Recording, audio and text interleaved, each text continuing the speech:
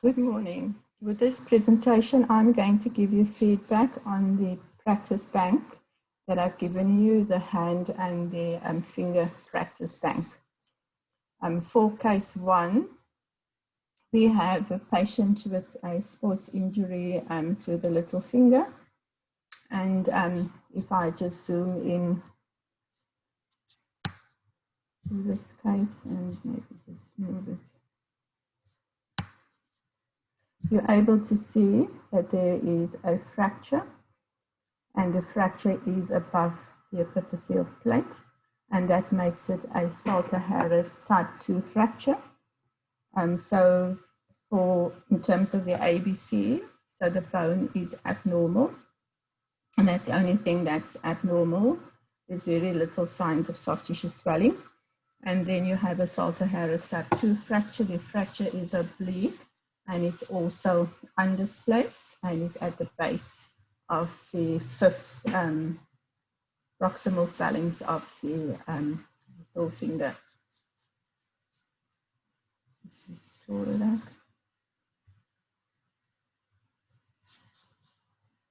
Okay, so for case 2,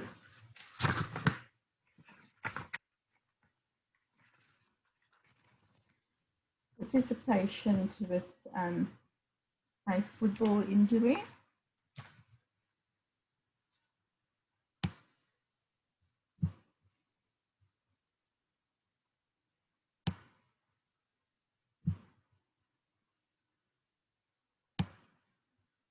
Okay, so I'm sure you should appreciate that the injury is at the neck of the second metacarpal. If you look at the injury itself, you can see that it's intra-articular because it breaches the articular surface. And you'll also be able to appreciate that there are multiple lucent lines, and you'll be able to, I think, better appreciate that on the oblique view. Let's just zoom in onto that one.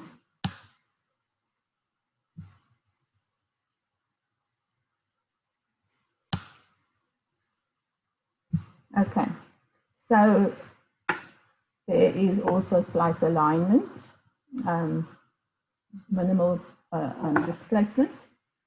In terms of our alignment, the bone is fractured, and then the cartilage and the joint is affected because it goes through the articular surface, and there's also some soft tissue swelling. So your overall comment should be for this case that there is an intra-articular comminuted minimally displaced fracture of the neck and head of the second metacarpal.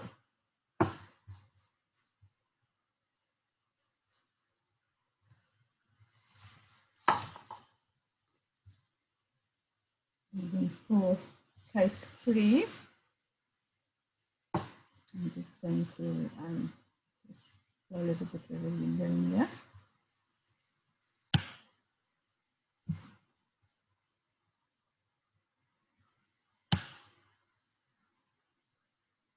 Okay, so you will be able to see that there is again some soft tissue swelling here, and that there is a comminuted fracture because we see multiple lucency lines as well. And this fracture extends into the carpal metacarpal joint space. So it's intra-articular. So the main comment for this would be that there is a comminuted fracture at the base of the 5th metacarpal, and it extends into the carpal metacarpal joint.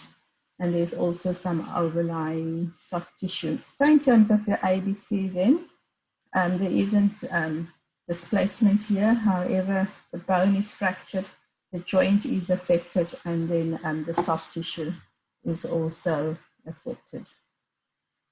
Now I'll just go through, I didn't go through all of the images, but this is the best one to actually look at. The lateral doesn't give us any more information, and neither does this, and the oblique one was the best to demonstrate that pathology.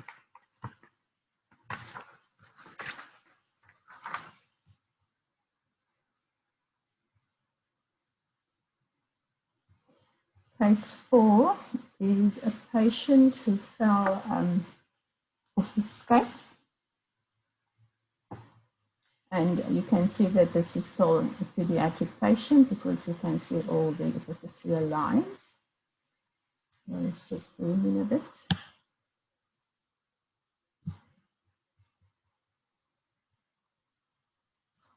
Didn't want that.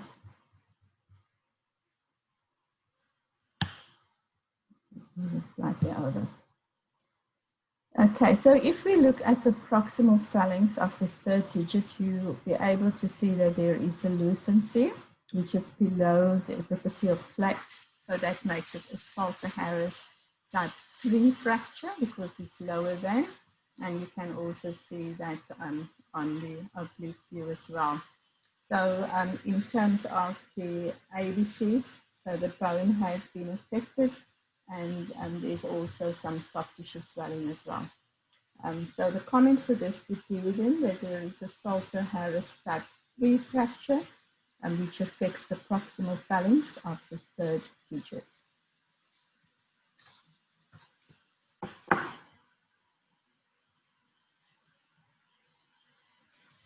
And then the final case. So this is not a trauma case, and this is a patient with chronic pain and swelling.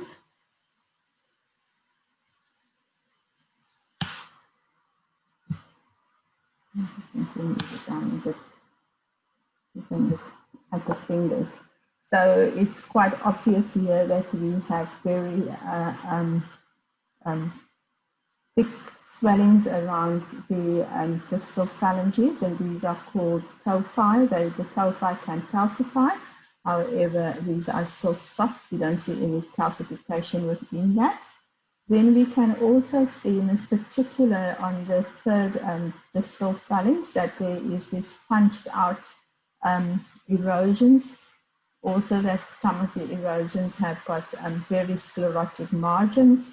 And you also have these overhanging margin signs, and this is very particular to gout. So these features are all in keeping with gout. So in terms of your ABC for this case, it's of course abnormal, the alignment is abnormal, and then the bone is abnormal, the joint space is abnormal, and the soft tissue is abnormal. So in terms of the ABCs, everything is abnormal. So your overall comment for this case would be is that there are numerous punched out lesions affecting in particular the distal phalanx of the second and third digits. And these punched out lesions also affect the sclerotic, the articular surface. And then your sclerotic margins, you have soft tissue tophi, as well as the overhanging margin signs, and these features are in keeping with gout. Okay, so that is now the end of the 5 cases that I've given you. So although I haven't given you a lot of cases at this point, because we will be doing a formative test before you actually do your summative exam, so periodically I will be posting some of these practice banks. And needless to say, if you have any questions, please feel free to contact me. Thank you.